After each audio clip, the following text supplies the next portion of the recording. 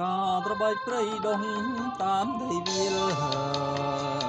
មានពណ៌លឿងចាលក៏ឈឺពេលដាំ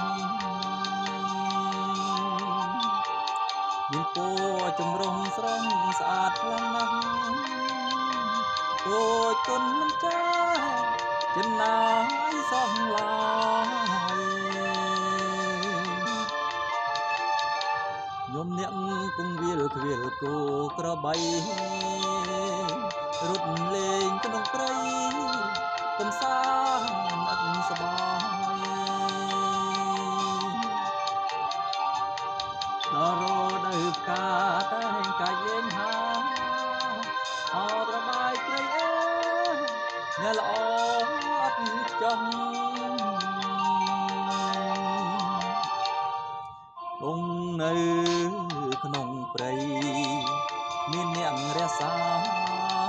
តែសំរកកាអ្នកស្អាតឥតតោះពេលបានស្រូបក្លិនស្រស់ស្រាយខ្លាំងណាស់ស្រស់ហើយមិនចេះចំណាយទេថ្លៃអបការទៅបែកព្រៃដងក្នុងព្រៃនោះមានពណ៌ចម្រុះស្រស់ស្អាតប្រពៃពេលបានស្រូបក្លិនស្រស់ស្រាយហារតីហត់ទុកផុតភ័យស្បើយក្នុងអារា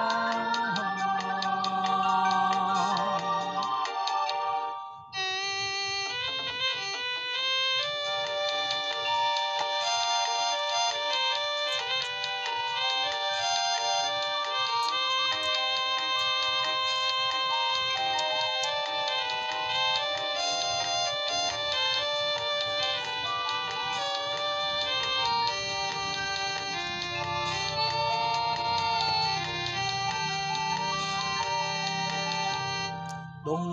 នៅក្នុងព្រៃមានអ្នករក្សាតែសំរកកាអ្នកល្អអត់តន់